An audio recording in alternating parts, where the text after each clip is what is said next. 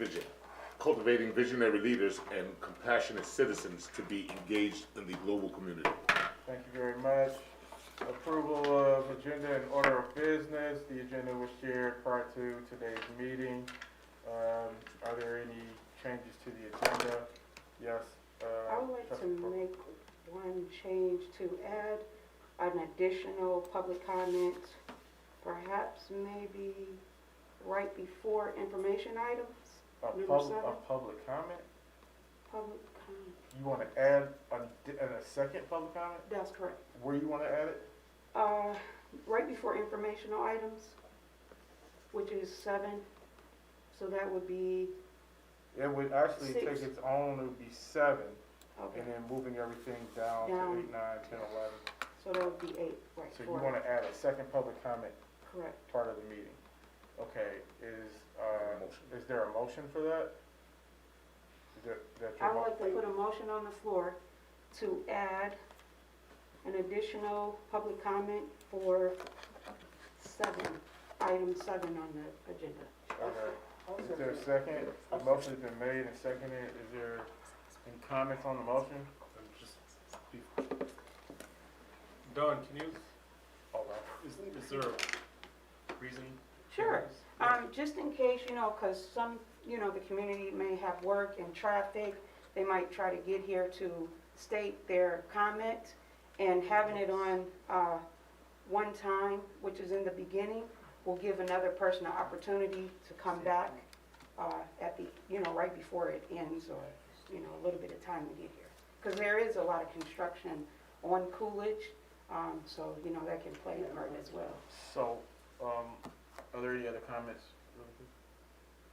So I would make this comment that it's past 7 o'clock, and most people are getting off work 5, 6 o'clock.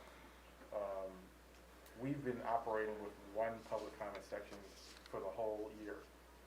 I personally don't see a need to add a second one to the meeting. I mean, the requirement that we're supposed to adhere to is to allow and welcome the public to comment at each one of our open meetings, which we're adhering to. So I don't see a reason to add a second one when we've been doing this all year and it's been working. I don't know if anyone else has a comment, but that's just my comment. Is there? Can I ask a further question?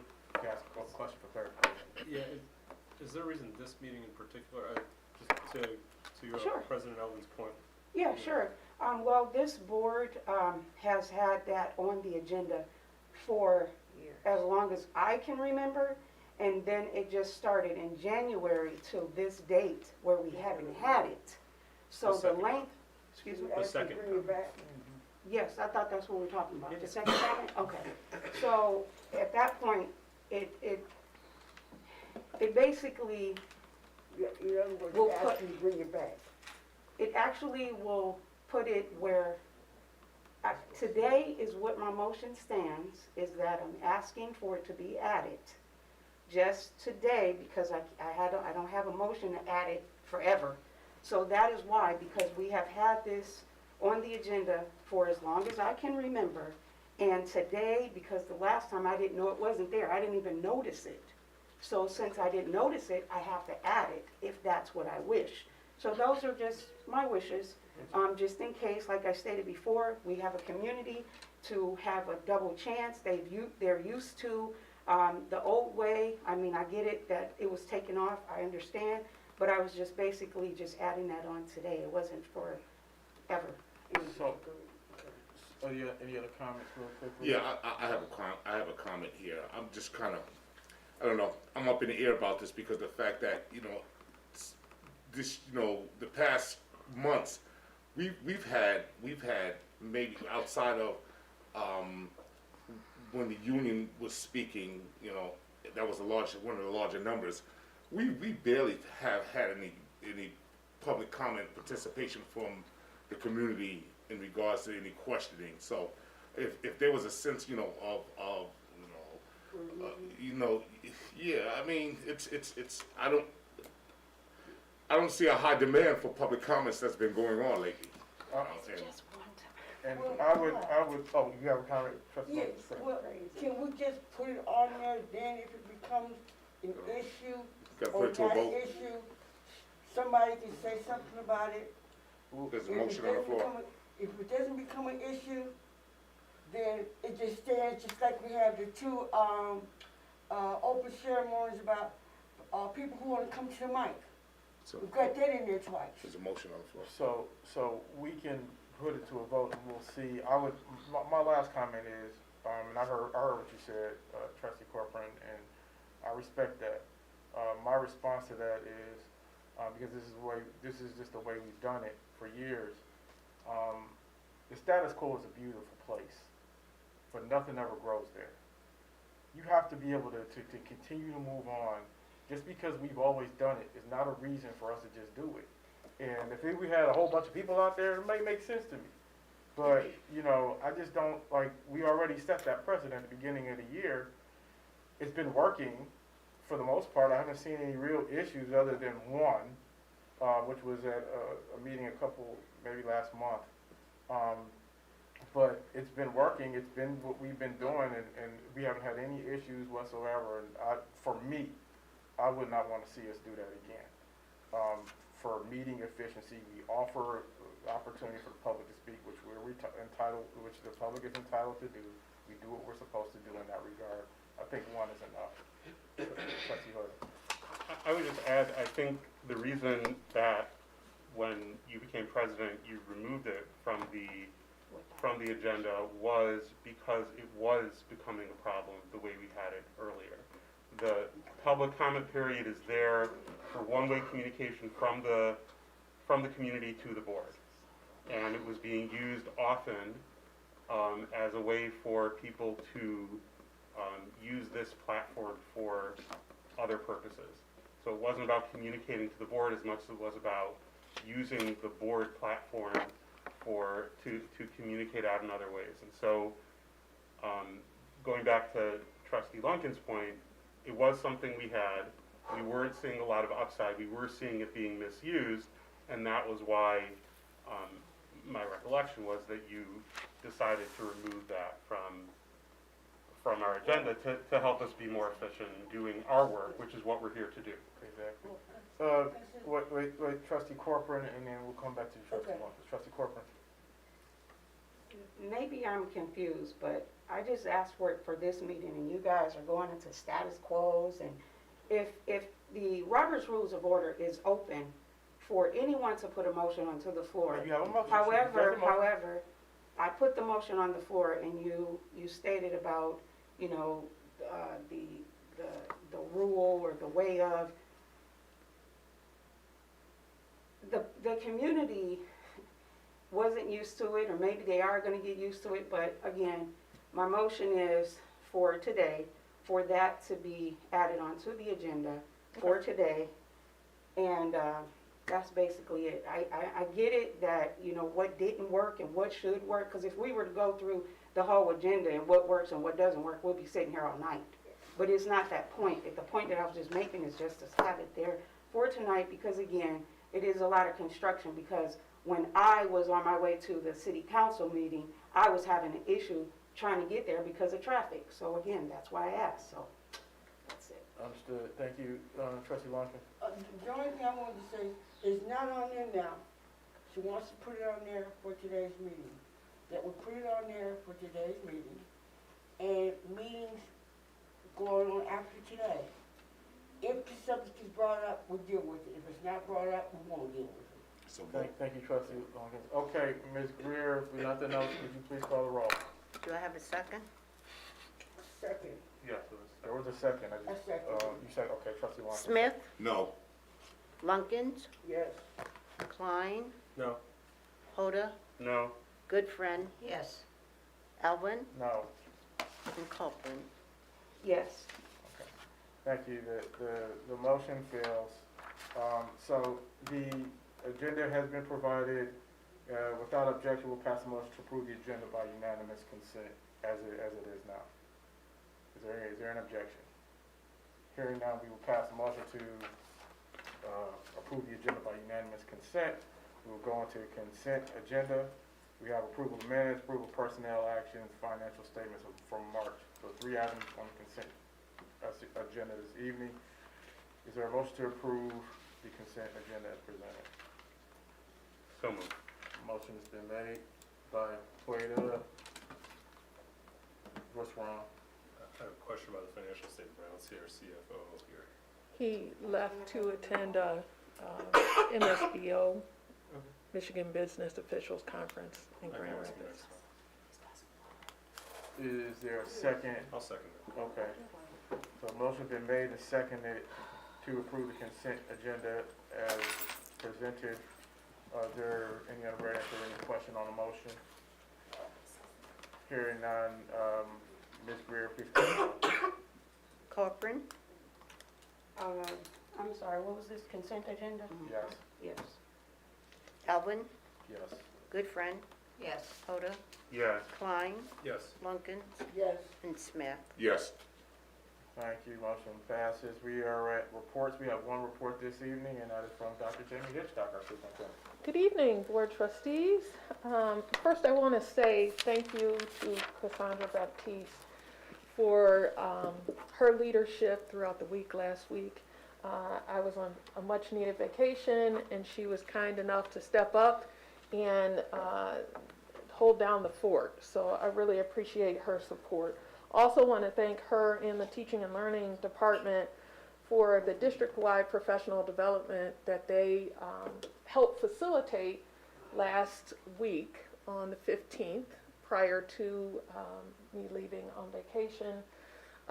It's been a breath of fresh air to have so many of our staff members involved with professional development as facilitators and involved in planning, and we truly appreciate all of the hard work that went into those efforts, including a large PD that we had for a half day with our security team at both the high school and the middle school. Security teams joined with the elementary security team, but to review procedures for any concerns surrounding active shooter events and how the K-9 team responds to those. So they did a wonderful job, and we appreciate Mr. Collins as well as all of the staff that participated in the PD throughout the day.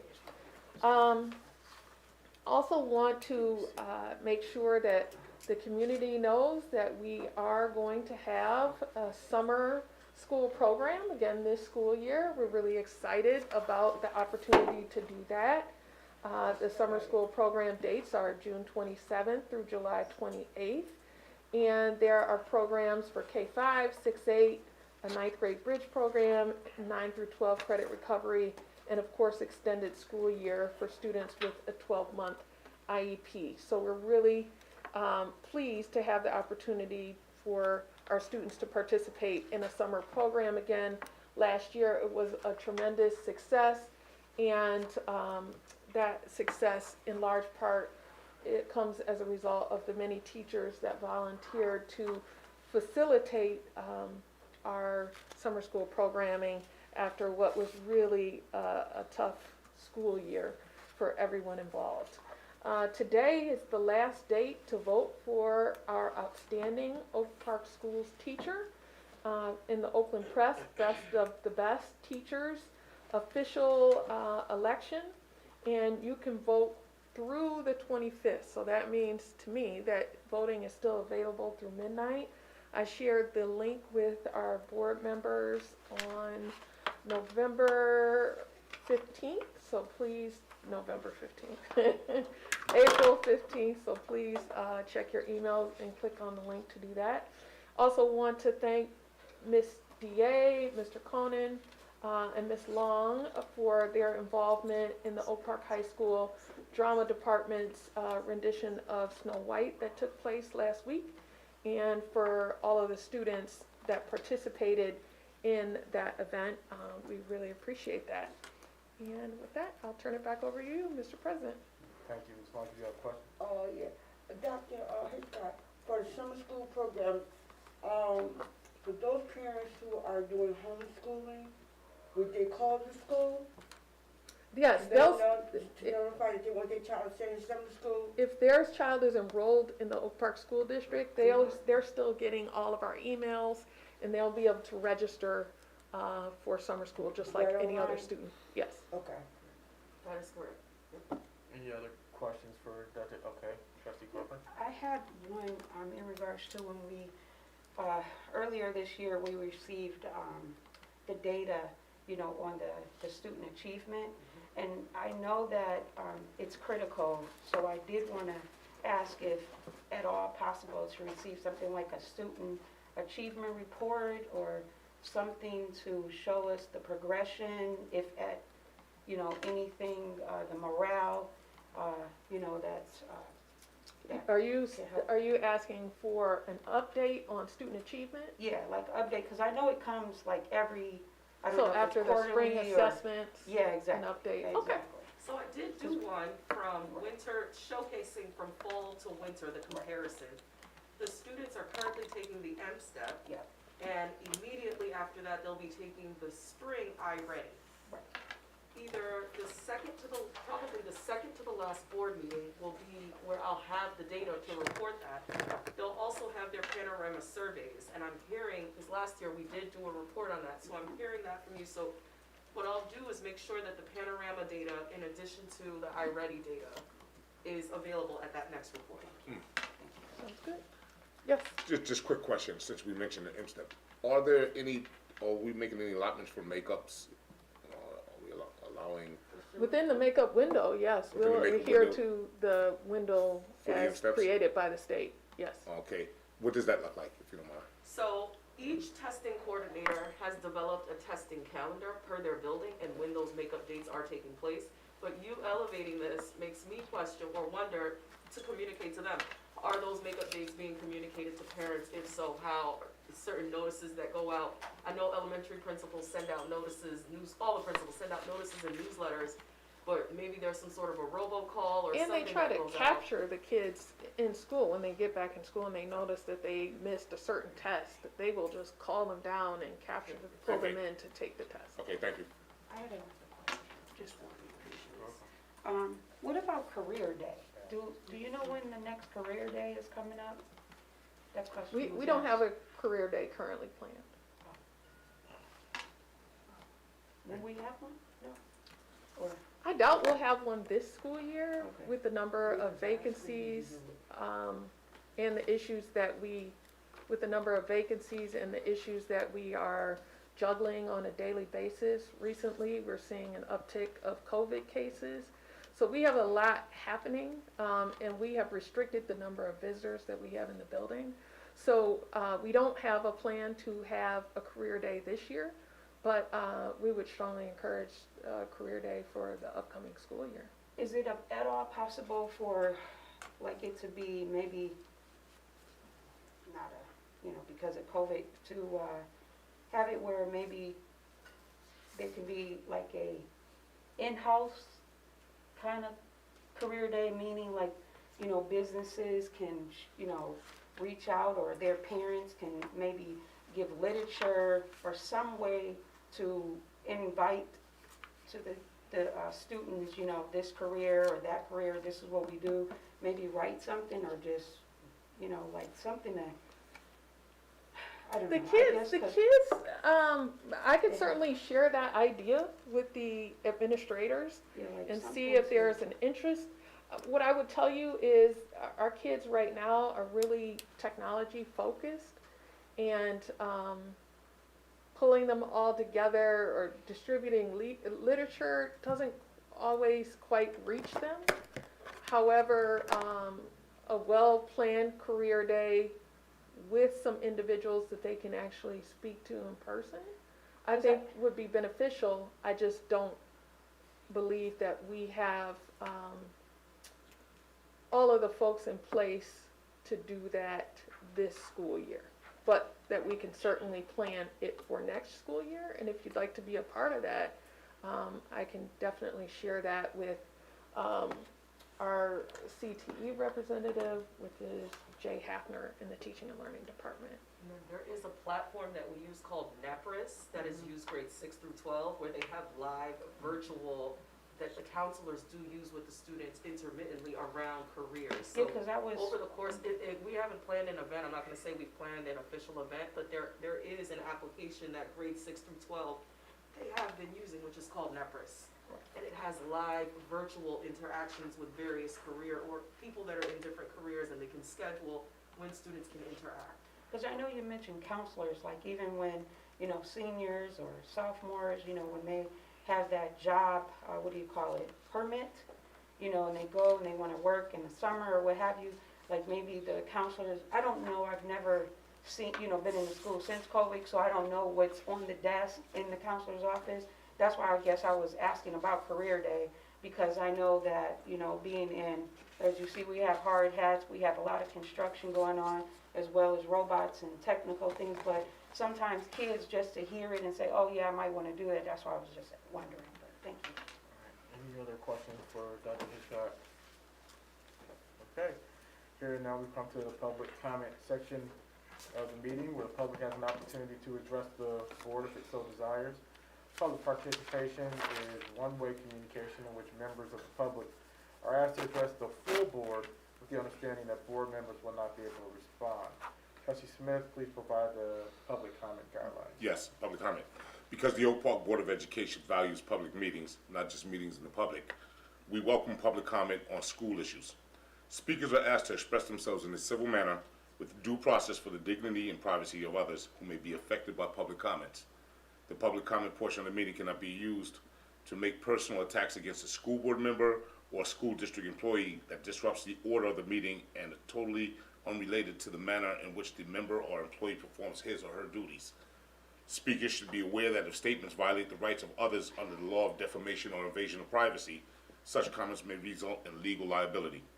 Most comments can be concisely stated in 3 minutes, and the board respectfully asks that comments remain focused on the topic or issue and not be directed at specific personnel or board members.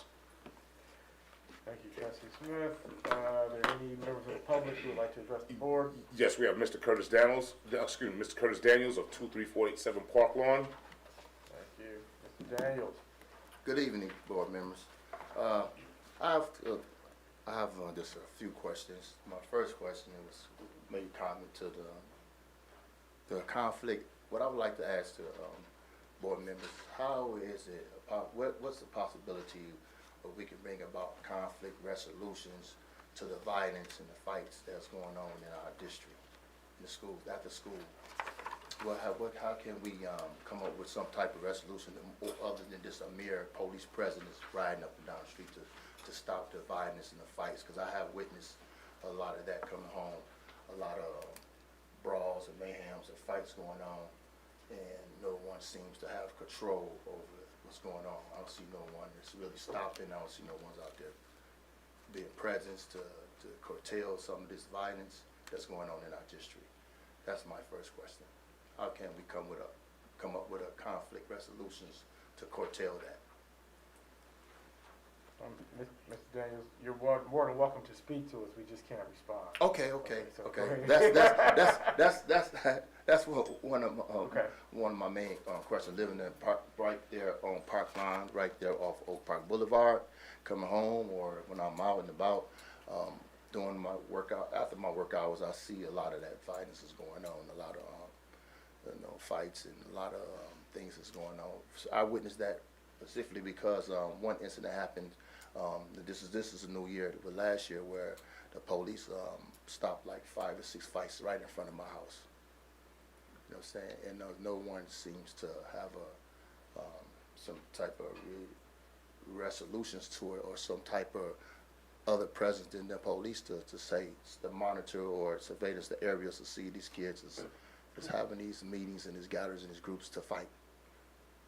And so that's my first question. My second question is, how can we be involved in promoting the skilled trades amongst the kids to get them involved in the skilled trades? I am a member of the UBC, Michigan Regional Council of Carpenters. I'm part of the 687 Carpenters Union, and I promote the skilled trades. And I would like to know how we get the children to, because I heard this early on that I see the hard hats. I represent the hard hat. How can we bring about those on this career day? Get some carpenters in there, get some people that they can see with the hard hats that could give them information, guidance to the skilled trades, whether when they graduate from high school or on their way to graduate from high school or after high school, how they can get involved in the skilled trades. And I'm here to represent that as well. So that's my 2 questions to the Thank board you. members. Thank you, Mr. Daniels, appreciate it. Thank you. Thank you. Any other? Thank you, Mr. Daniels. And my number on there, so Yeah. anybody give me a call. All right. We have his I'm number. available for that. Okay. Share with the administration, thank you. Any other comments from members of the public?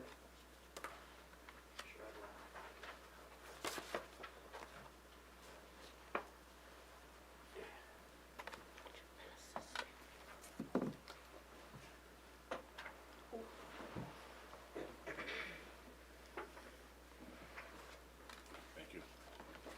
Okay. We have Mr. William Boyer, 1545 Selden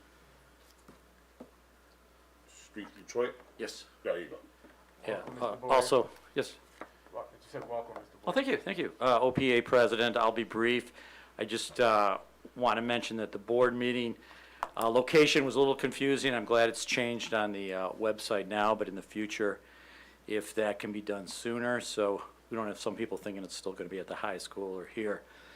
And just in general, I hope starting the next school year, we have better messaging and communications between the union, the administration, and all interested parties, all stakeholders, and that this starts before the year. It's good that we're still trying to make changes at the school, and it's great that we worked together and came up with a calendar in bargaining for next year. That's a sign that we can really cooperate, and yet we still have a long way to go. And in that calendar is built in a couple days of professional development before the school year starts, and we hope this upcoming year that professional development will have a lot of union input, a lot of teacher input in the issues that matter the most, which has been touched upon many times, including building safety, chronic failures, student failures, truancies, and of course having a cell phone policy we can all come out of the gate with. So appreciate that, and thank you for your time. Thank you, Mr. Boyd. Thank you, Mr. Boyd. Any other members of the public who would like to address the board? Okay, hearing none, we will go to our action items, and our first one is approval of security camera system upgrade. Ms. Watkins, would you please read the item? Approval of security camera system upgrade. Resolved that the Board of Education authorize the administration to enter into an agreement with CBTS to purchase, hand one? Close enough. Security cameras and milestone services, including installation in the amount of $576,202.04 with a direct management contingency for the project in the amount of $57,620.20. This will be the purchase with previous location bond funds. Okay, just to clarify on the motion, that it's milestone servers and it's with a district managed contingency and with previously allocated bond funds. Just want to make sure we clarify that. Are you good with that? Is there a second? Second. Okay. Motion been made by Ms. Watkins, seconded by Mr. Smith. Any question on the motion? We heard from Mr. Melchor last meeting. Yeah, go ahead. I had a question. At the meeting last meeting, I asked if there could be some type of email or something, but to show demonstration, but I didn't receive it. So there was an email that provided good clarity on the necessity for the upgrade. There was even some pictures in there that showed how it's grainy. The video that we have now is real grainy at times. And, you know, obviously the need for that, because you can't really make anything out in that pic. I don't know if anybody else saw that, but in the picture that was provided, it was real grainy and you couldn't even make out who was in the picture. So there was an email with an update on that. I don't know what So what you- date that was. Could I ask this question, did any other board member receive that to see the difference? Just one. Can you tell, you saw, can you tell me what date, or did it come from It the? was attached to the was an Saturday, Attachment. April 15th Yeah, I was having issues, I couldn't get attachments. Got it. board report. Yeah, I couldn't get attachments that day. Okay, thank you. Is there any unreadiness or questions on the motion? Is there any other questions? Yeah, any unreadiness on the motion or any questions on the motion? I thought you were done, right? Yes. Okay, that's why I moved on. Is anything else on the motion? Hearing none, Ms. Greer, please call the roll. Smith, Yes. Lunkins, Yes. Klein, Yes. Hoda, Yes. Goodfriend, Yes. Elvin, Yes. and Copeland. No. Okay, motion passes. We will go to item 6B, approval of licensure cafeteria furniture. Trustee Corcoran, would you please read the motion? Sure. Messenger cafeteria furniture resolved that the Oak Park School Board of Education approve the recommendation for the interior environments to award the bid for Messenger cafeteria furniture to Artobel, Close enough. Artobel, groups in the amount of $30,361.65. Carry over funds from the cafeteria fund will be utilized for the purchase of this furniture. Thank you. But just to clarify, it was Artobel, I don't know if I'm saying it right, but Equalis. Oh, So I I just wanna make sure I put that. Equalis Group? Yeah, I don't know if I'm saying it right either, so, but I just wanna make sure I put that Equalis part in there. Okay, motion's been made, is there a second? Second. Okay. Motion made by, trustee Corcoran, second by trustee Smith. Is there any question on the motion? President, am I correct that we actually are required to utilize these funds because they're cafeteria funds? We are required to use them, yes, at least a certain percentage, and we already sitting a little heavy. So it's not even like this is just leftover and we might as well use it. We can actually be penalized if we don't use these cafeteria funds. It was, I don't wanna call it a finding, cause it wasn't that serious, but it was mentioned in the audit report. If I recall, it was the only slight, semi-slight, if I could even call it that, thing that we had in a Correct, fantastic yeah. audit report. Correct, that's right. Okay. All right, anything else on this motion? Trustee Corcoran, did you have a? Never mind. No? Oh, anything else? Okay, Ms. Greer, please call the roll. Hoda, Yes. Corcoran, No. Goodfriend, Yes. Elvin, Yes. Lunkins, Yes. Klein, Yes. and Smith. Yes. Okay, motion passes. We're going to item 6C, approval of non-employees attendance at NASB's behind the scenes at the Capitol training. Mr. Hoyt, would you like to make the motion? Resolved that the Oak Park Board of Education approves Monopoly players' attendance at the MASB behind the scenes at the Capitol training event on May 4th, 2022 for a total of $105 of registration, as well as mileage and food.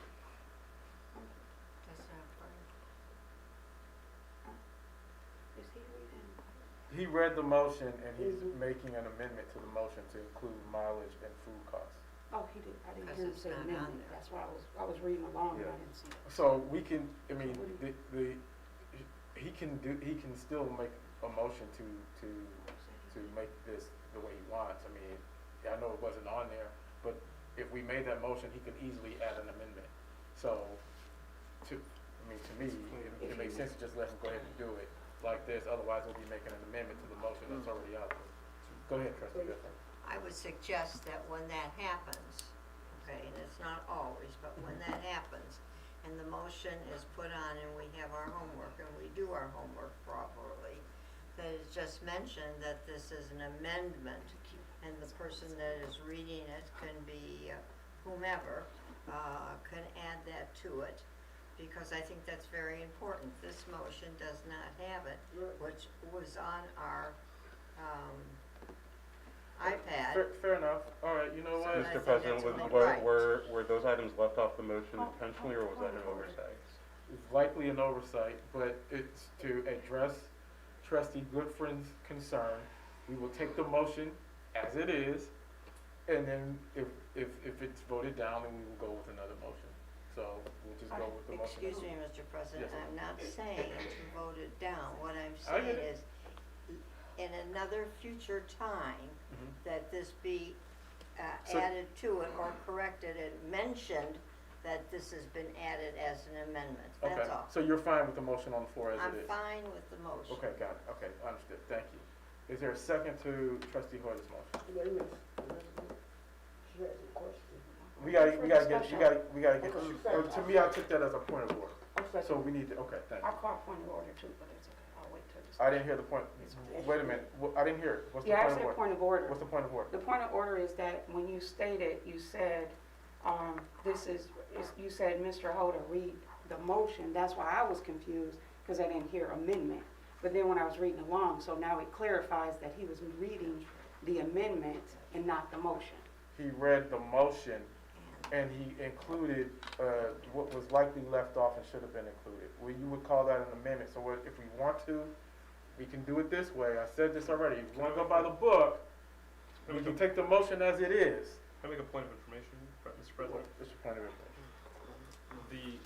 It's my understanding, you'll correct me if I'm wrong, the motions that we see them as written in our board book are motions just like the motion that trustee Corcoran made at the beginning of the meeting to add something in. These are just suggestions for the particular language. So the fact that it's written in here doesn't give it any sort of special prominence, but for the fact that it was kind of pre-selected. That's So correct. this isn't actually, we've been talking about it a little bit as like Mr. Hood amended the motion, but actually what he did is he just He made. placed a motion on the floor. Correct. That happens to be a little bit different than what was pre-written down in advance. But it is a fair motion, and if anybody has a problem with it, and this is kind of a point of inquiry, also point of information, you'll let me know if I'm wrong, but anybody can at that point comment or question the motion after it's seconded, is that correct? We could. Okay. Is there, are we still on the point of order? I will second Okay. the motion so we can advance. Well, the motion was seconded by trustee Lonkin. Yes. Okay, so now you have a question on the motion? I do. Go ahead. Well, actually, I wanted to, I think if I'm not mistaken, it's pull the question and ask the question for that information to be shared along with the board members in regards to what Mr. Klein just stated. So we all would be on one part, one accord to what he just stated. He just stated that something in regards to the parliamentary procedure, am I correct?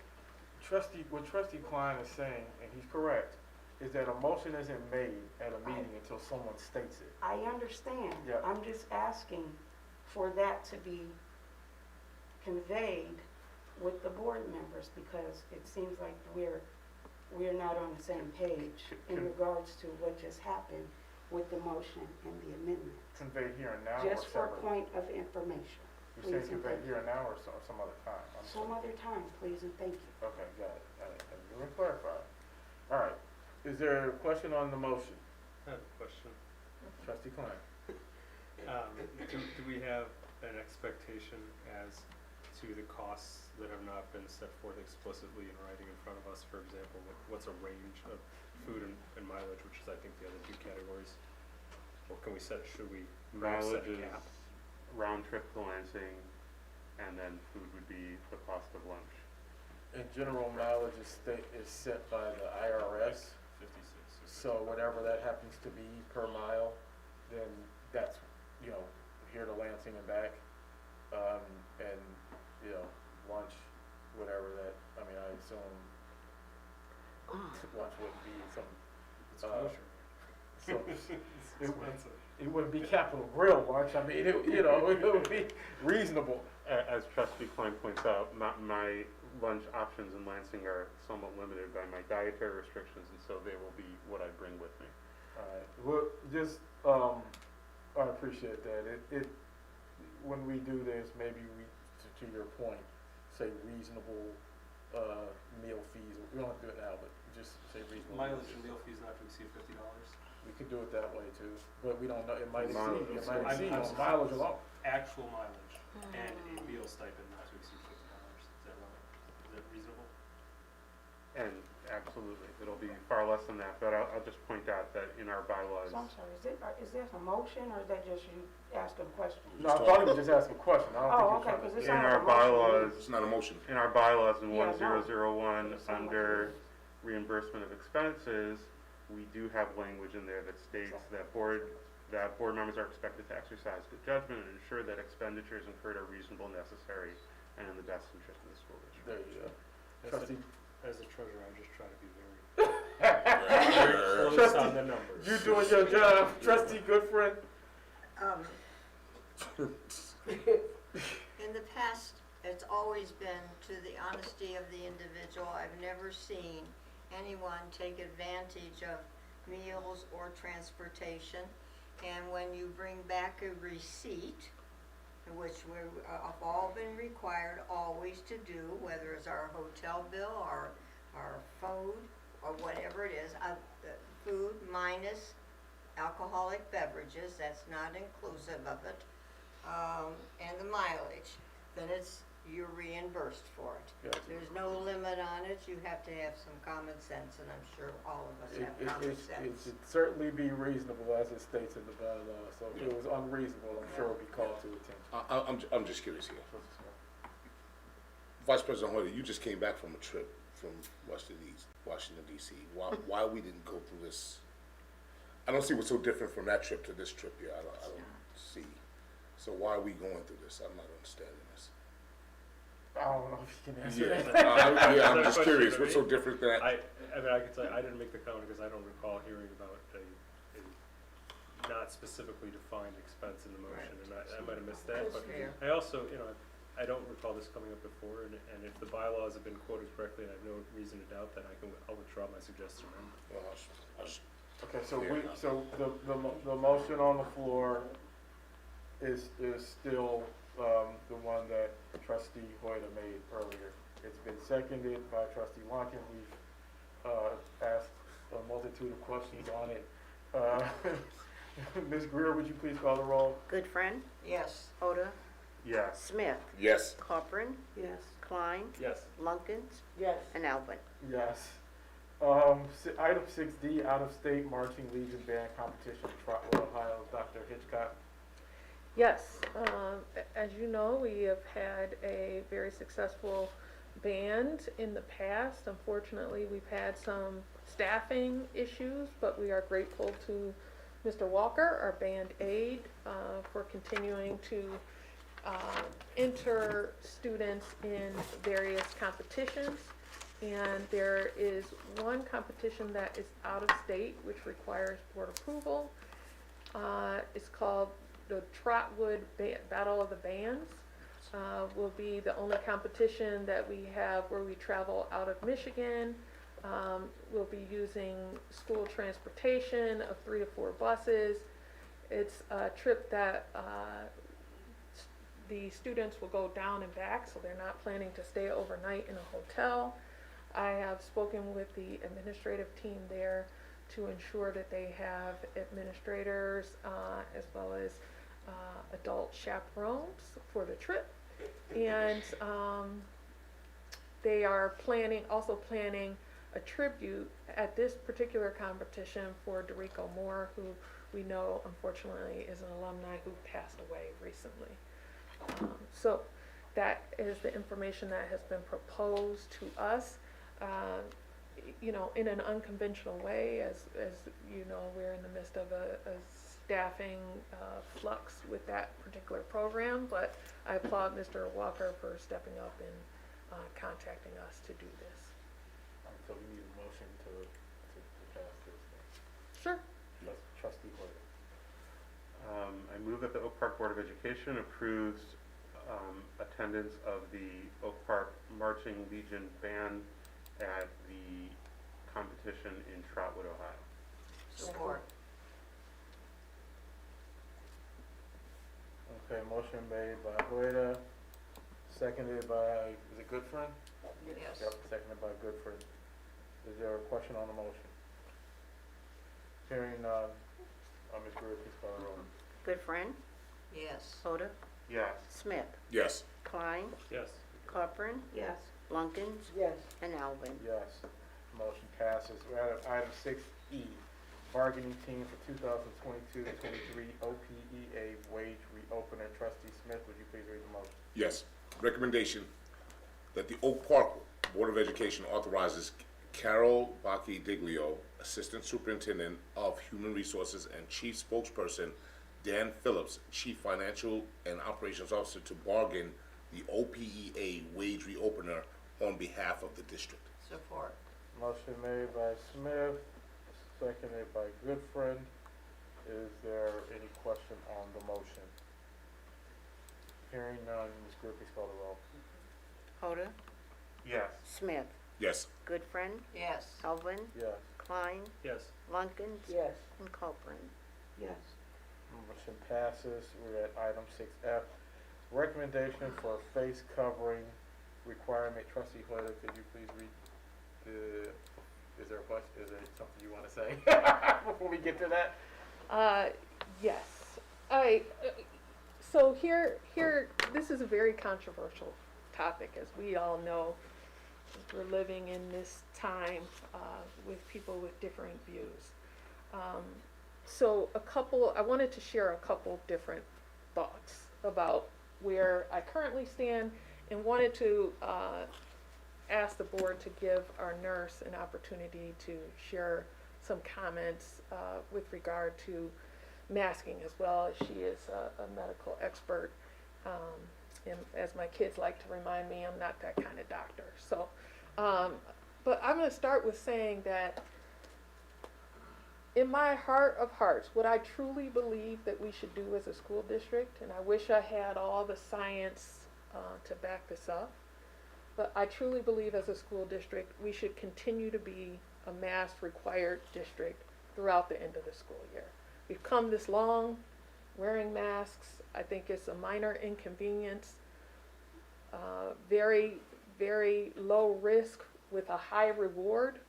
We've seen an uptick in cases of COVID-19 in our district recently, and Nurse Long will speak to that, but in my heart of hearts, I really believe that we need to continue to all be masked. However, in an effort to compromise,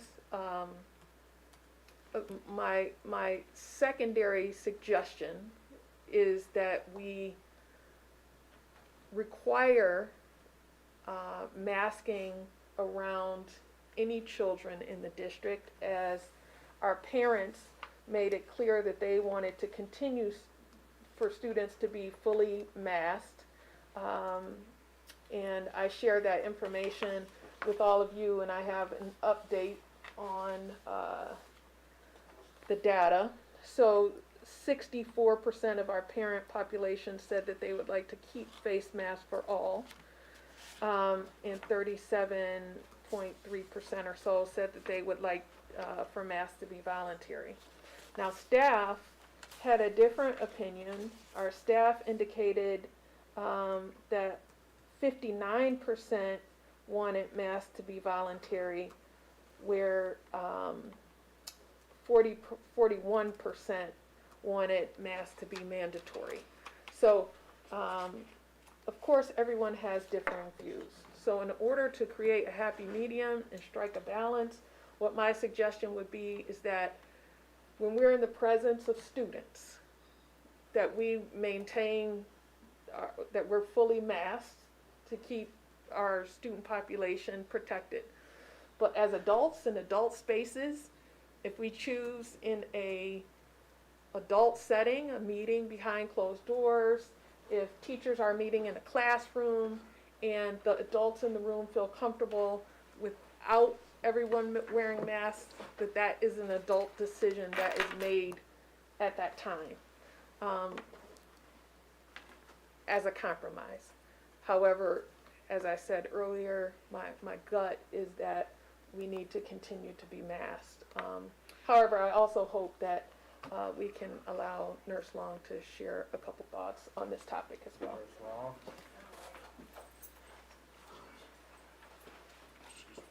So, good evening.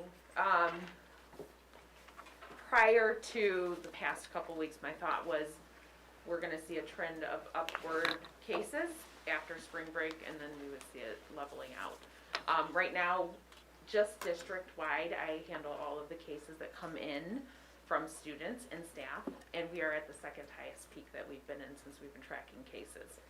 Before December, we had less than 100 cases on our dashboard, district-wide. We are at 403 as of today. I did send 3 staff members home just today with positive cases. We're offering vaccinations daily at Ascension Clinic. The public health, any public health department, whether it's the CDC, MDHHS, or Oakland County, state that the #1 way to get out of this pandemic is through vaccination. Right now, more than half of our student population is less than 40% vaccinated. So the Detroit city of Detroit sits at about 38% vaccination. And that's not counting students and children, anybody 5 and up. With that, and with what we're seeing, we've had some pretty significant cases of COVID where there have been exposures throughout an entire school. Right now, we're dealing with an outbreak at one of our schools where there have been levels of exposure to the entire school community. We are offering testing, so that's another public health measure is testing. We have the backpack program, so at that school, we actually sent out tests to every family, along with notification to monitor for symptoms and notify the school. But with our level of vaccination, that's one thing that we can't really control. We can encourage and we can offer. We have the health department actually partnering with our district on May 6th. They will be coming to offer vaccines, first shot, second shots, booster shots, and even 4th doses for anybody who wants a shot. We've offered 6 vaccine fairs for COVID shots so far, and less than 100 of our staff and students have been in attendance of these vaccine fairs. So masking is one thing that we could do. If we didn't have our masks in place with the school exposures that we've had, it would have impacted, we are seeing an uptick in that particular school right now. But if we didn't have the masks, which public health experts say work, we would have had possibly a larger number of students and staff affected. So that's just one part. And I am biased because I deal with it every day. I see it. I speak with every person who reports a positive case, whether it's a staff or student. And last week I actually advised a family member to go to the hospital and get off the phone with me. So it is still impacting our community. And that's my part. Any questions? Trustee Boyer.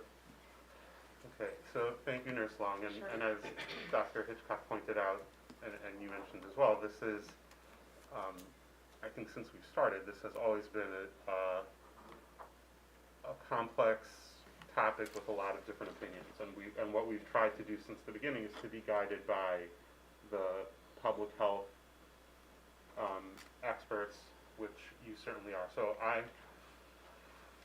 I want to make sure that I understand as we're making this decision what it is. So when I was looking today at the CDC recommendations, it looked to me like their recommendation is that universal masking should be used in areas where there's what they consider high COVID spread.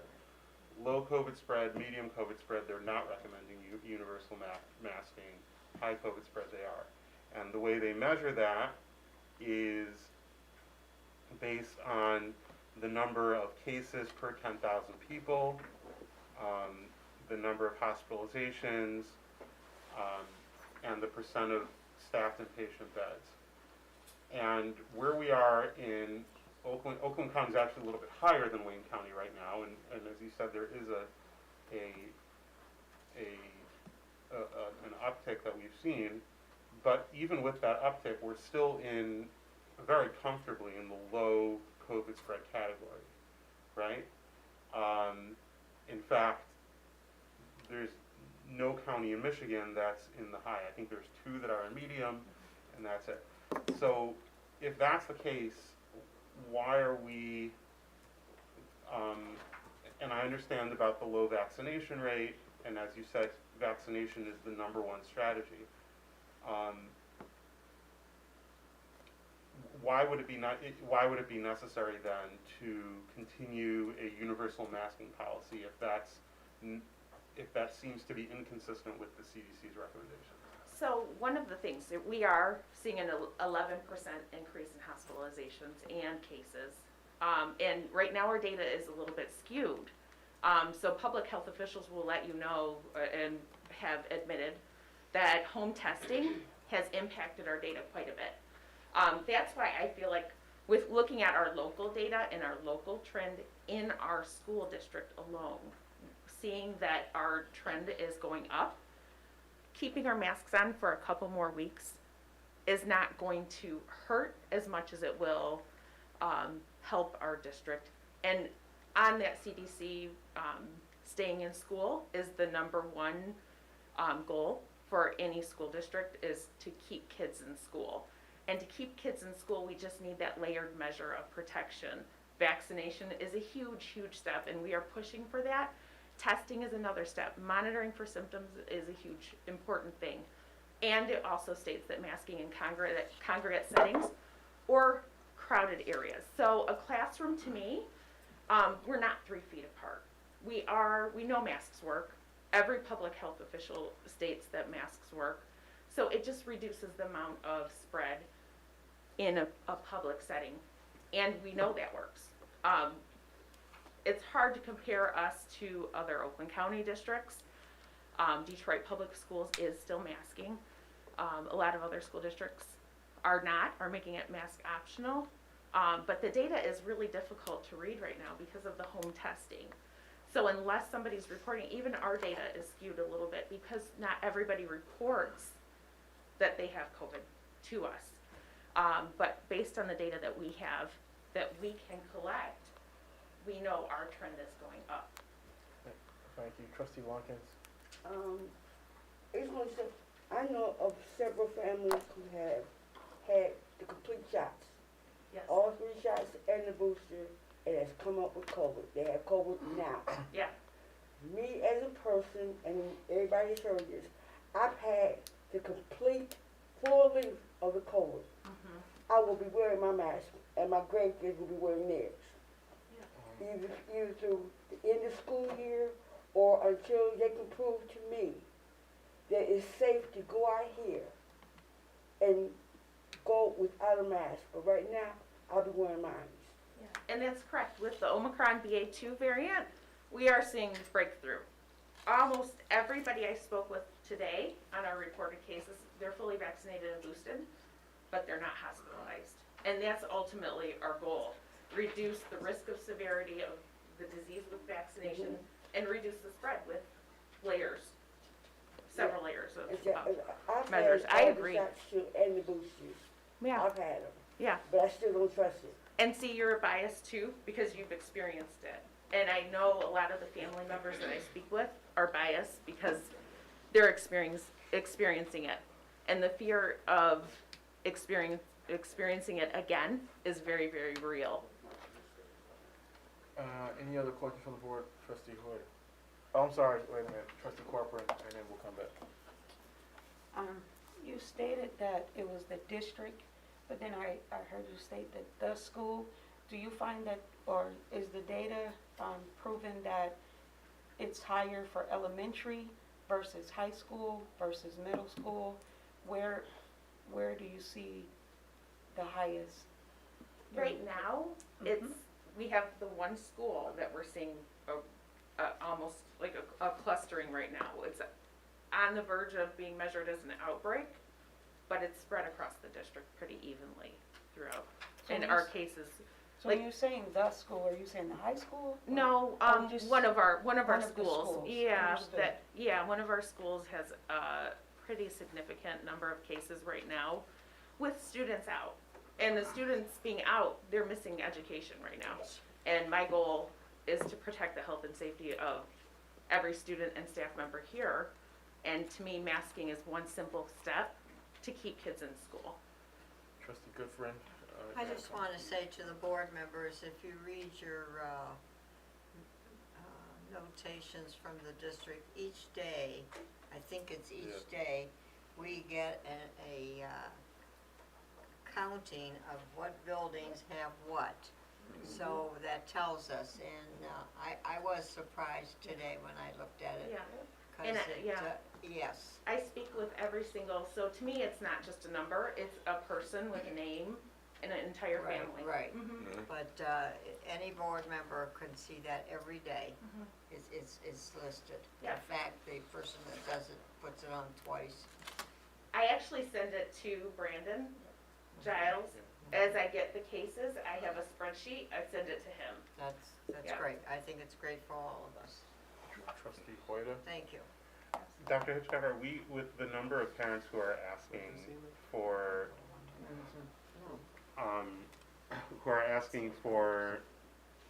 masking, are we concerned that if we remove the mask requirement, that there are parents who are gonna keep their children home from school, and we're gonna see a drop in enrollment? I would certainly see that that's a possibility, considering there are families that receive the emails that Trustee Goodfriend mentioned. They're receiving the emails, and then they would get another email from us indicating that we're no longer requiring folks to wear masks. So I would imagine people who have been personally impacted by COVID, there are still a lot of people that are very anxious and concerned and may choose to keep their children home from school. That's certainly a possibility. I can't speak to whether they will or will not. I have had parents tell me that specifically. And then, and that's, so, and I think this is where, like, we have to be very thoughtful in how we approach this, right? Where we don't want to feed into fear and anxiety that isn't matching the data that we're seeing, and there's a public health role there as well of explaining, right? And that's why I just keep looking at this number, right? So hospitalization number, the number the CDC uses is that anything more than 20 is high, anything lower than 10 is low, and then between that is medium. And the number right now in Oakland County is 2. So we're very comfortably in that low place. Of course, that can change. When we look at cases per 200, anything less than 200 is in the low.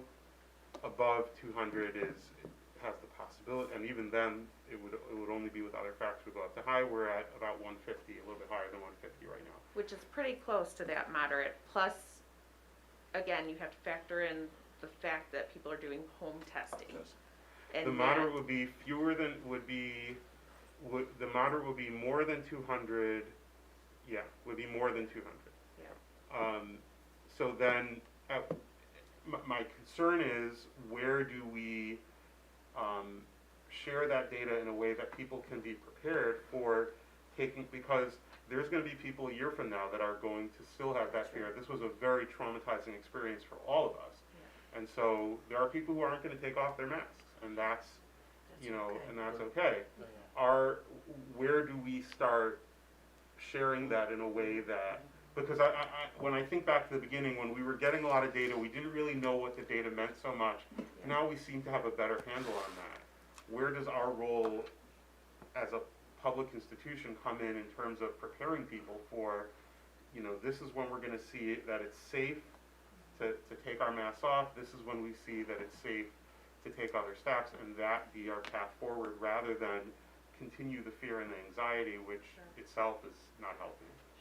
Sure. But it is a real fear of the changes and what we've gone through in the past, right?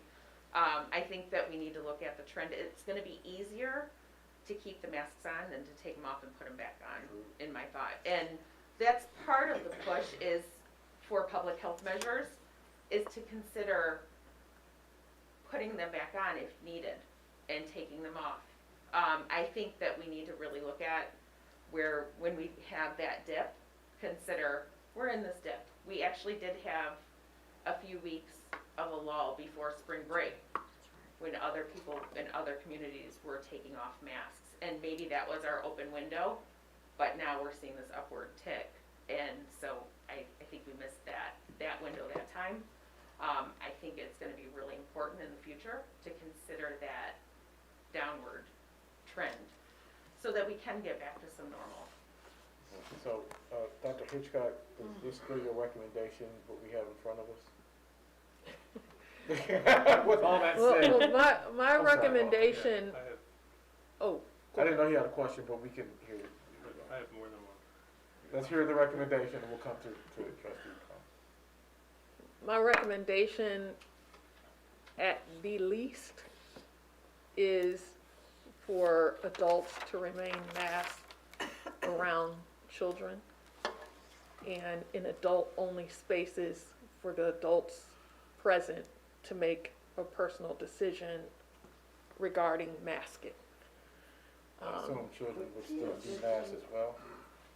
Yes, absolutely. Okay. Adults and children be masked in large groups. Anytime there are children present, to be masked. Got it. Great.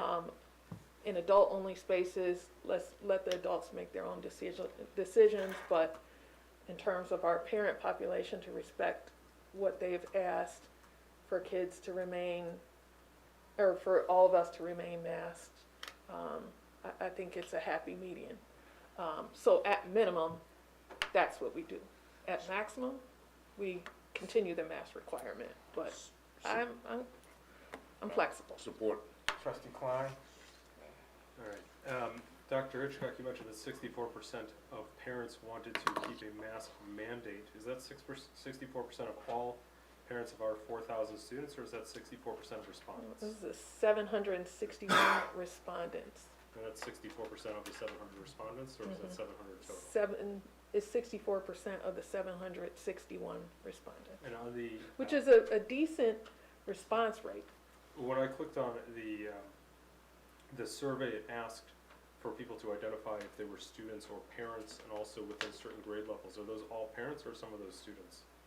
Some are parents, some are students. Do you know how many of them are students? I can pull that up. Hold on. Okay, so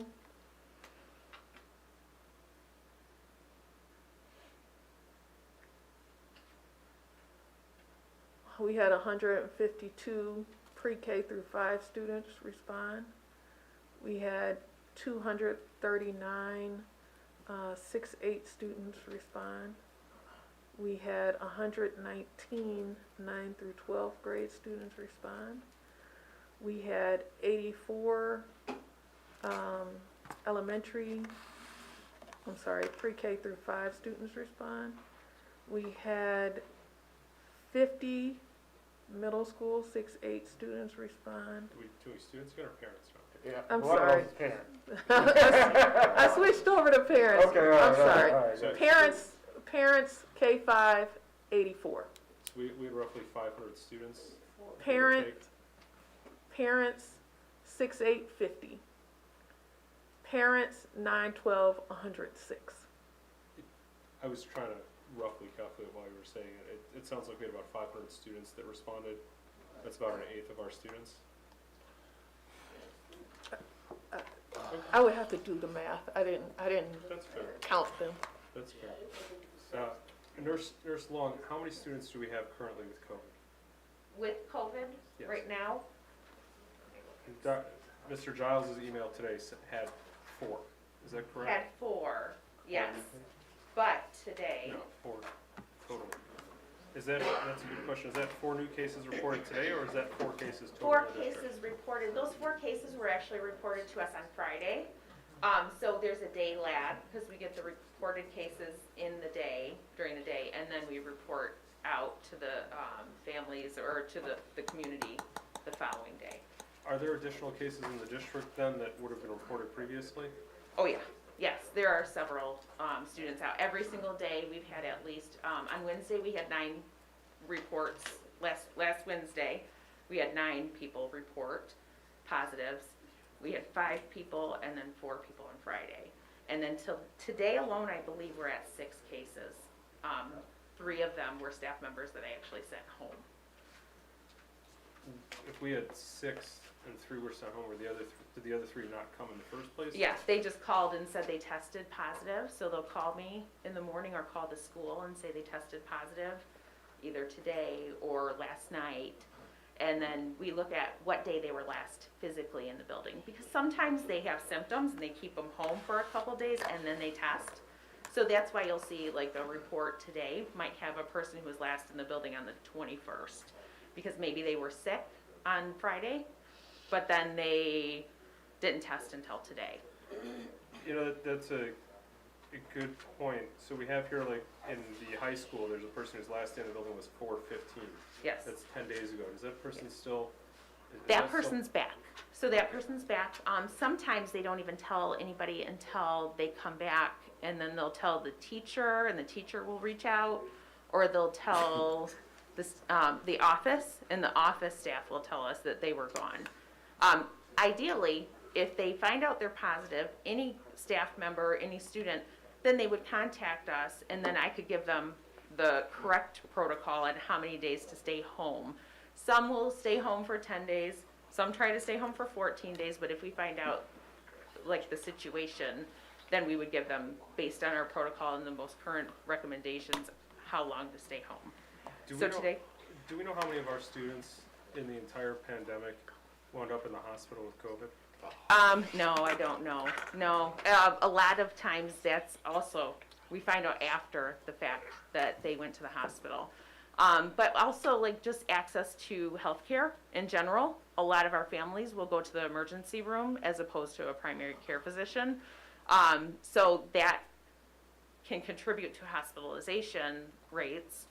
A lot of our families will seek medical care through the emergency room versus a primary care physician if they don't have primary care physicians, Is so. it counted a hospitalization as soon as somebody goes to the emergency room? If they go and they're admitted, or And if they they're stay for a certain amount of time, it And could. are people more likely to be admitted if they go to the emergency room as opposed to going to a family care physician? Not necessarily, not necessarily. Do we know what the hospitalization rate is overall for students No, I couldn't tell you that data. in the general population, I mean, not just here?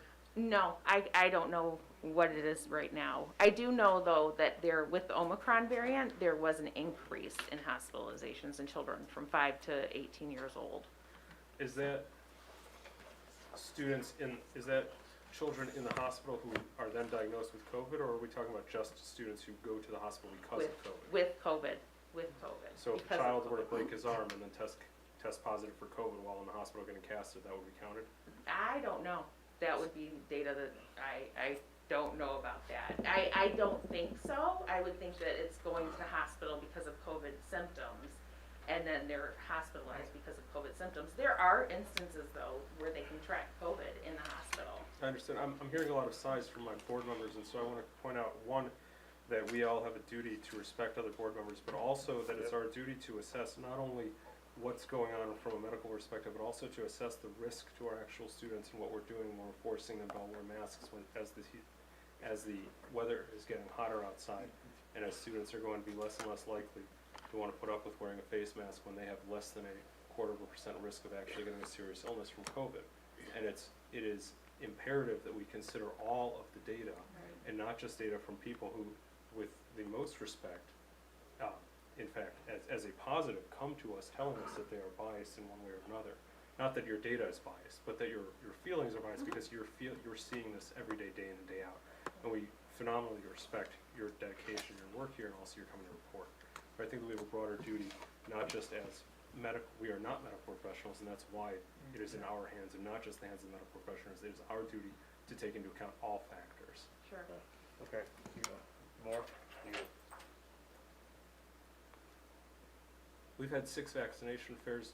Would you agree with me that anybody in the district at this point who wants a vaccine has had access to it? Absolutely. Yeah. And we do have another one that's open for anybody, staff, students, families. Do you have an opinion as to the efficacy of cloth mask versus KN95s versus respirators? Oh, we know KN95s and N95s are more effective because of their well-fitted masks. Trustee Um, Connor, you have other questions? One of the biggest things, I thought I if did you, before until it's finished. No, I'm serious.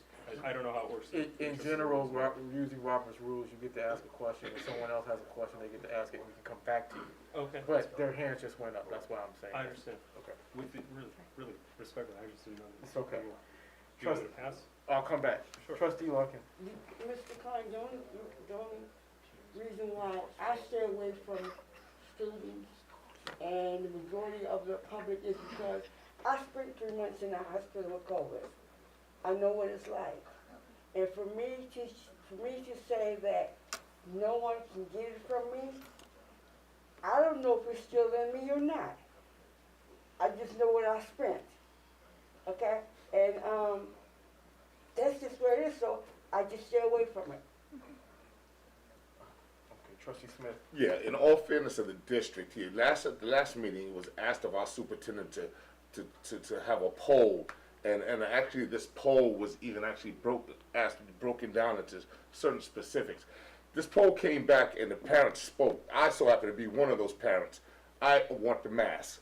My child came back sick last week, and I had to keep him out of school. He brings it home. We have a demographic of people out here that have health conditions that, if exposed, will kill these people.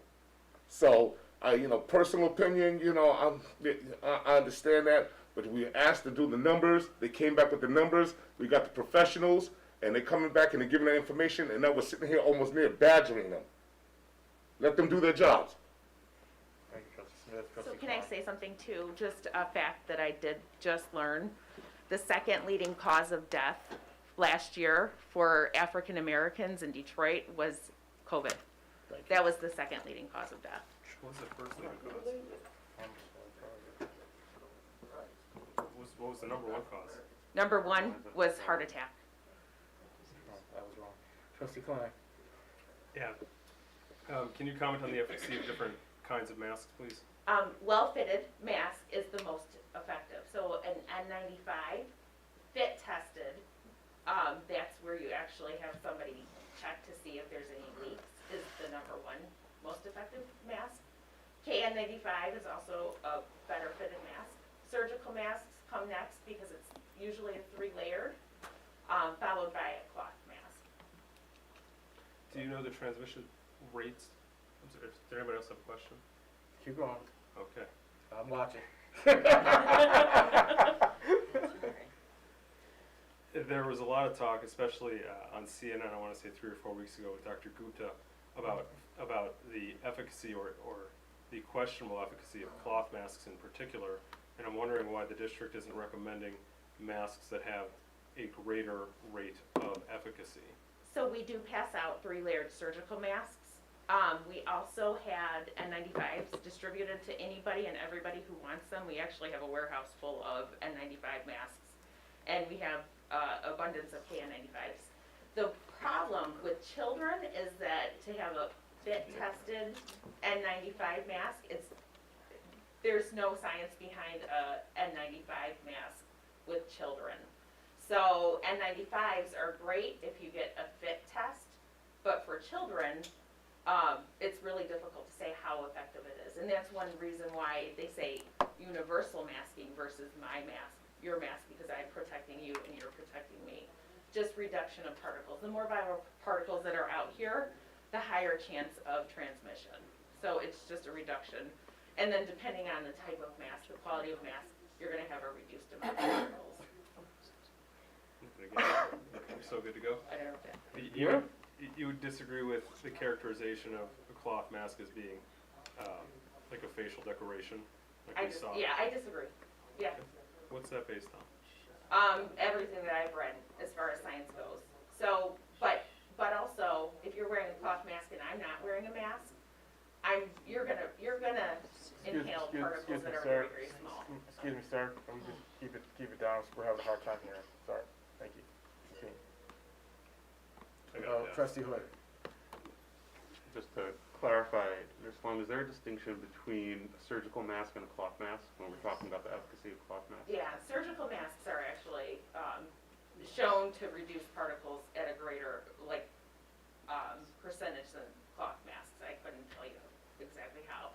Now, an N95 fit tested mask reduces 99.9% of particles, and we actually wore them in the hospital when we would go into a TB room, which we know is very transmissible, and they're basing that fit testing and the viral transmission of anything airborne on what we know from the past of fit testing.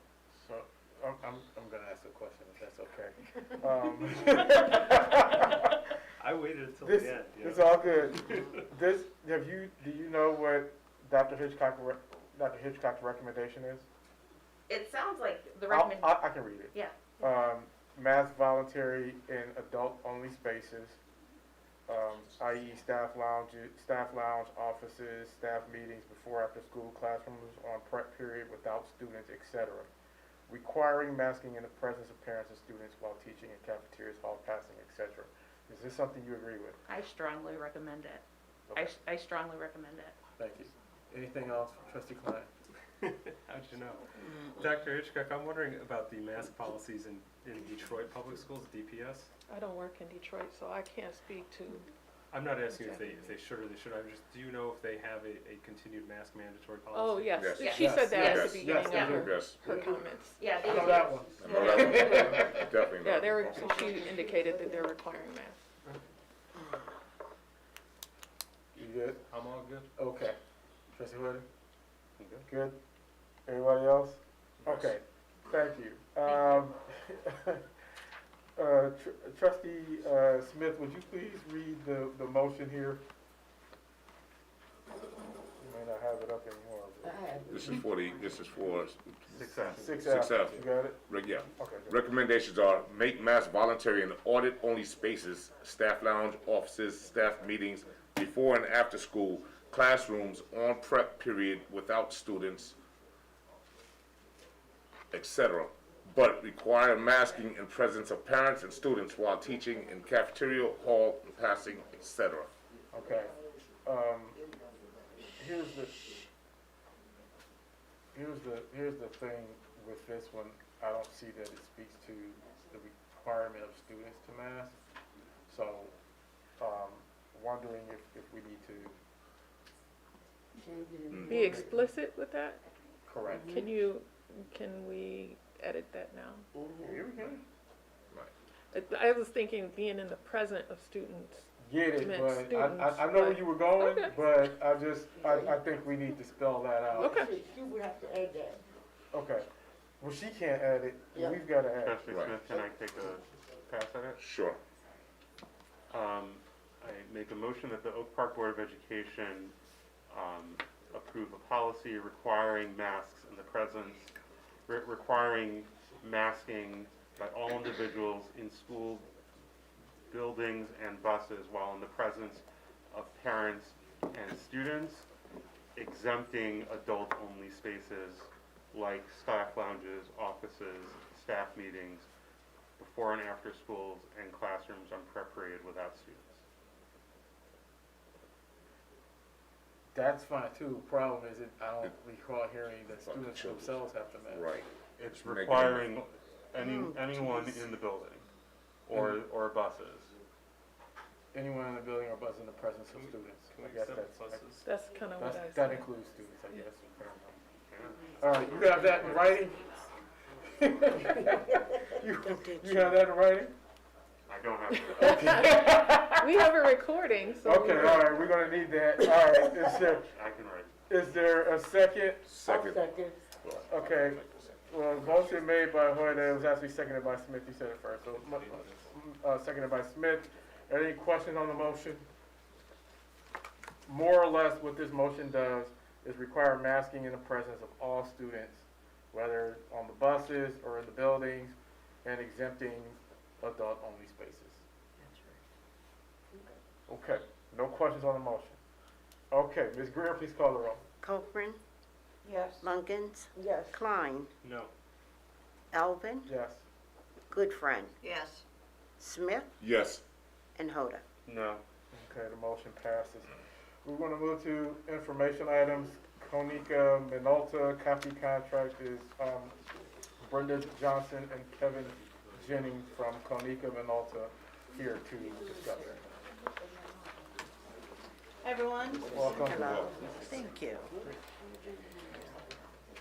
I'm sorry, we're on item 7A. I got 7. 7A. 7A. All right, I'm good. Ms. Johnson, I presume? Yes. Okay. Yeah. Brenda Johnson with Konica Minolta. The district's current copier vendor, or MFDs, a lot of people still refer to them as copiers. The leases are coming up. And so we've made a recommendation for a refresh. This is the state of the current MFDs that are on lease, so a total of 28. What the district is currently paying, $7,806.75. And these were purchased using the state of Michigan My Deal contract, which Konica Minolta is a vendor and has a contract with. We have recommended an upgrade using the same contract and looking at the usage over the last 48 months or 4 years, and made recommendations of upsizing or right-sizing. So some of the MFDs, we are recommending go to a slower device because of the average monthly volume. There just wasn't a need to have the horsepower. And then some of the devices we recommend to increase so that there isn't any overages. The lease, what I have here are the individual units that we're recommending. The difference with this lease is it says copies included in the lease, so it's what we consider a bundled lease. It's highlighted in yellow. So this device is a all-in-one desktop. It includes 800 images per month. The district does not pay any overages until they exceed 800 images per month. And then it's stated what the overage rate is, which is $0.01 per image. And then it's outfitted, so it's a like-for-like functionality. So the same function that somebody is using today with the device we're looking to recommend, it's going to be a like-for-like situation. And so the next several slides represent what we're recommending.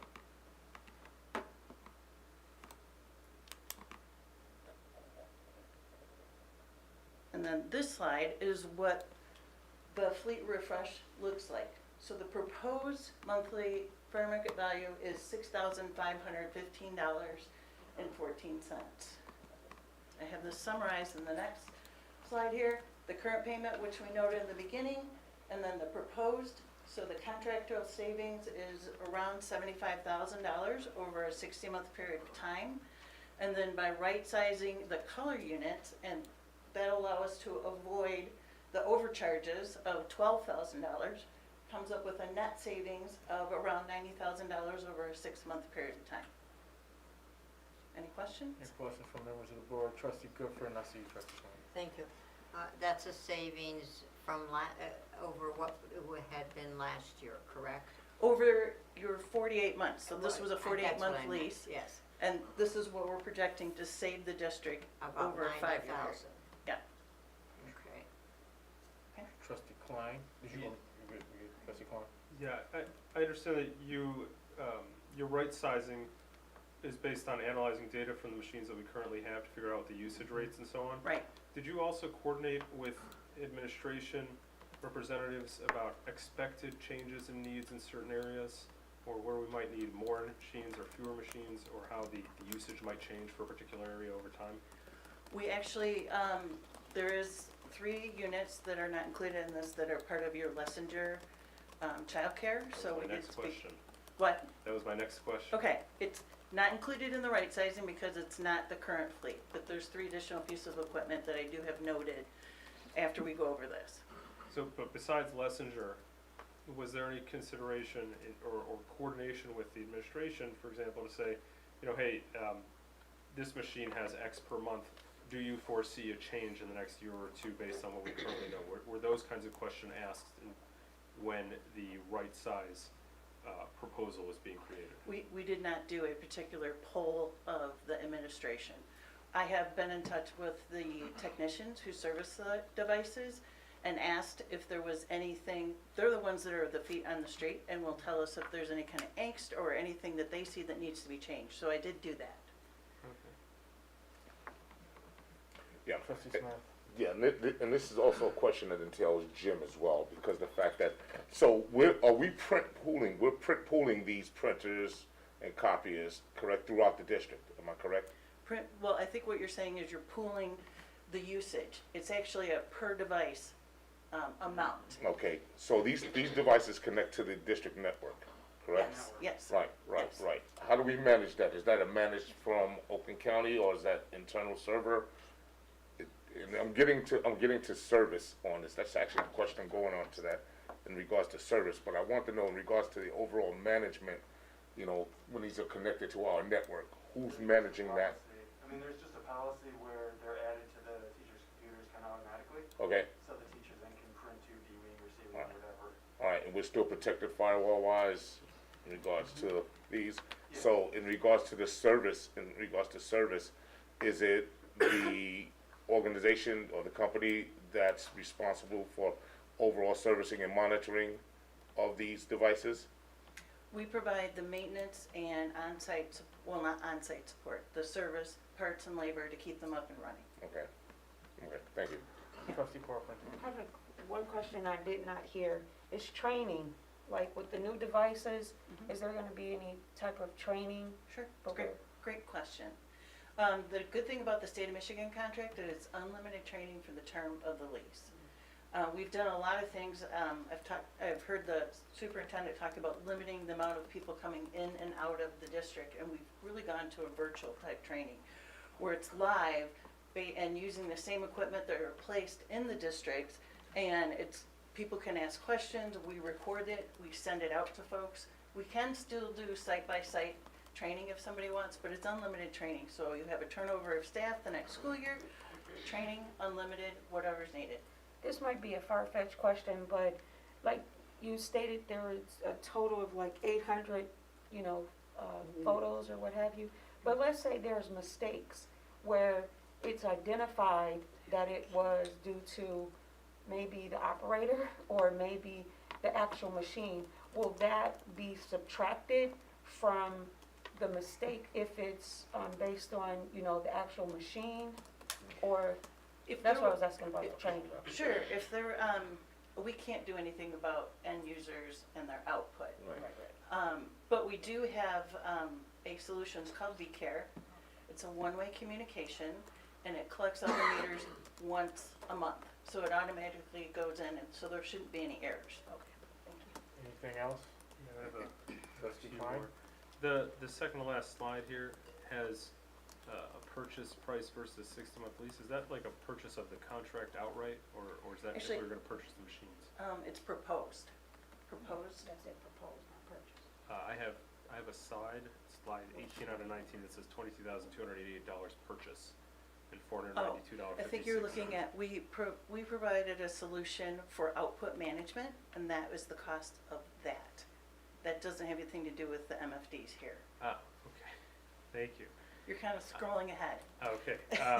When does our current contract end, and when do we have to make a decision on the new contract? Actually, some of your leases have already expired, and so they're expiring based on when they were installed, so anytime from the beginning of April through sometime in May. Okay.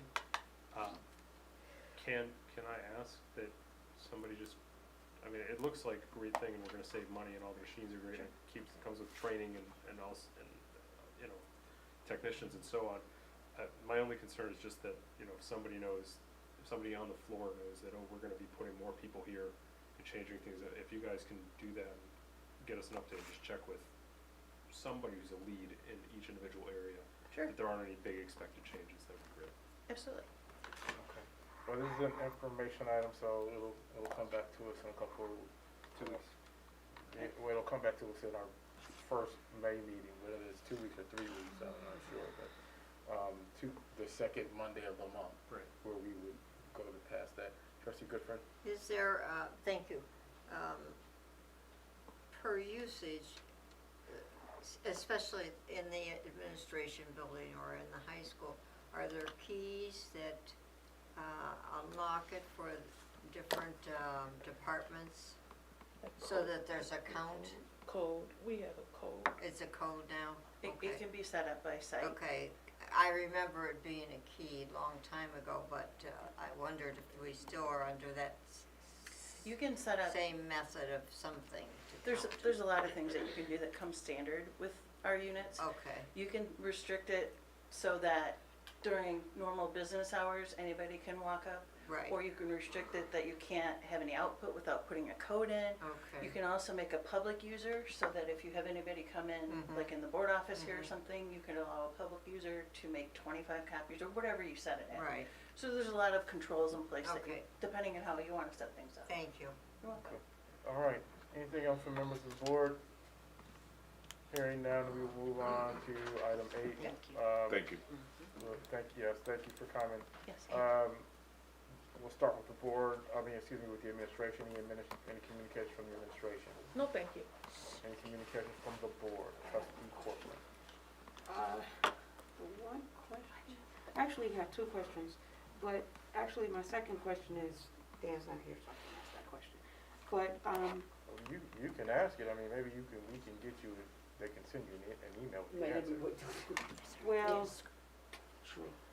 I just wanted an update on the amount of ESSER money we had either left or need to be used. I can ask Dan to get back to you. And then the other question was in regards to the empty building, that's where the ninth grade used to be, which is I think it was Old Park. OPFI? Yeah, are we gonna, or is there any plans, in regard to what will we do to utilize that side of the building? Yes. Of Nova? The original plan was to use the ESSER money for a CTE program.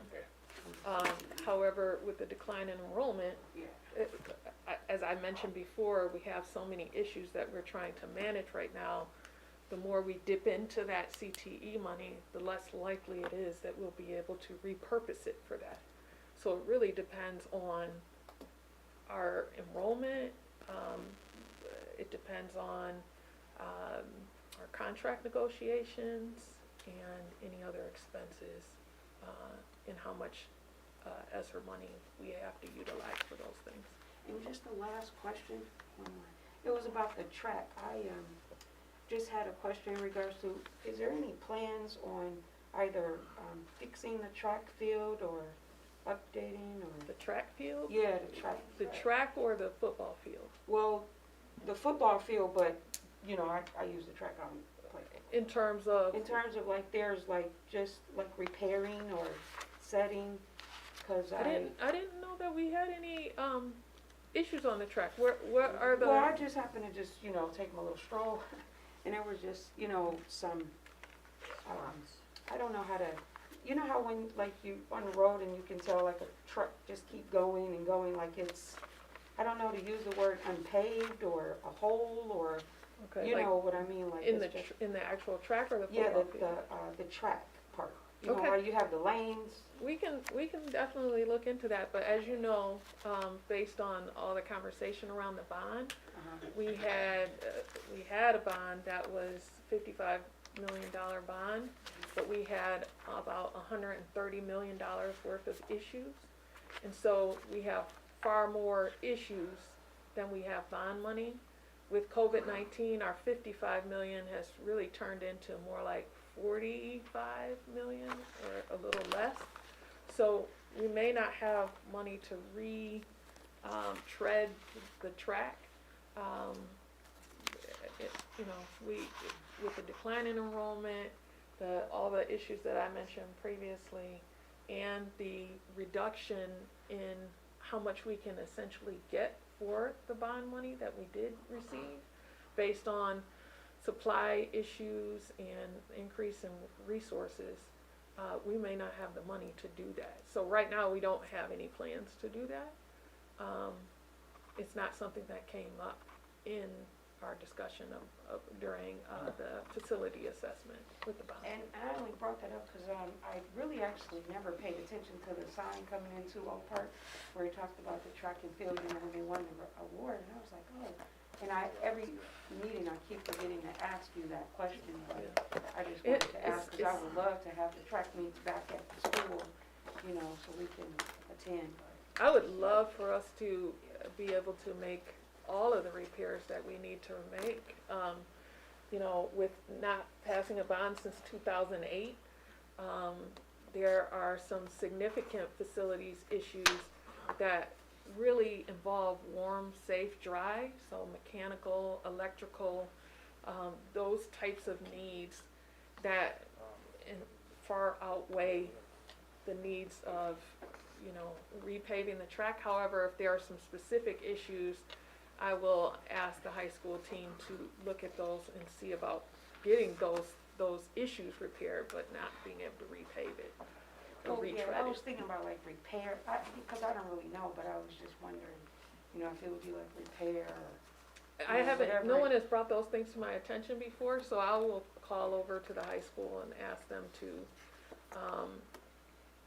point those things out for our Steve Burnett, our facilities Because we manager. have some great track runners, so I.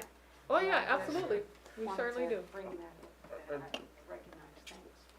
Are there any other communications from members of the board, trustee Goodfriend? Yes, I wanted to remind the community that we have 2 seats that are up for election, and to file for as a candidate, it's in July. They can call Ms. Greer. I did have the date a couple of months ago, but it slipped my mind. But it is in July, the deadline when you can file as a candidate. So I think it's terribly important that we keep our community abreast of this, that they're aware that there is an election in November. They have to file by a certain day in July, and to be able to have an opportunity to run for the board if they so desire. Thank you, trustee Goodfriend. Trustee Hood? I want to share with the board, following up on the full funding of IDEA, that there was a resolution passed by the Michigan State Senate last week in support of the full funding of IDEA. Of course, it is ultimately a federal law, so that does have to go through Congress, but in terms of recognizing the momentum that's happening as we move towards this important issue, the Michigan Senate passed a bipartisan resolution in support of full funding of IDEA. Thank you. Anything else? Trustee Goodfriend, sorry. Excuse me, but there is one thing that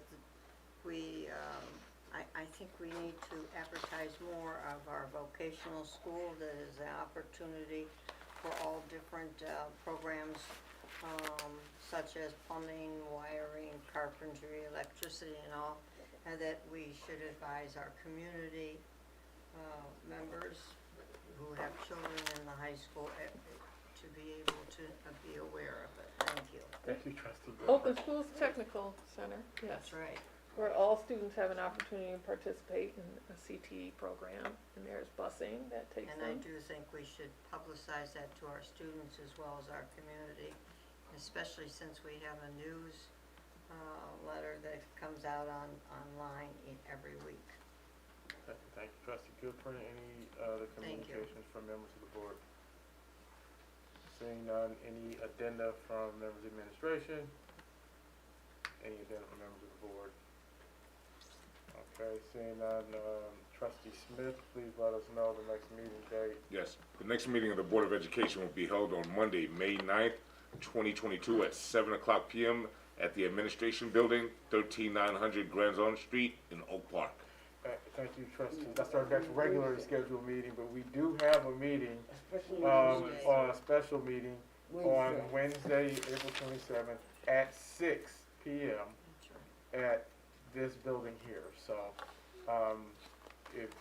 just to let everybody know, I think we have, for board members, food will be served, so you can. Is that That's an something- open meeting? It's an open meeting until we go into closed session. Thank you.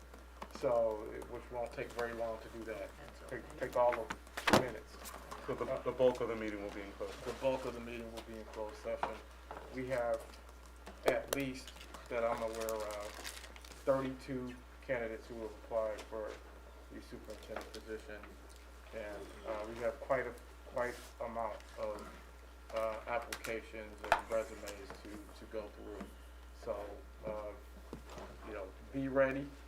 It's gonna be a marathon type of evening, and hopefully we can get through that in good order. Nothing else? Mr. President? Yes, sir. Ms. Greer forwarded to us a document from Mr. Silveri with a list of questions, of possible interview questions. Did we want to, should board members come to the meeting prepared with one question from each section that they'd like to see on the interview?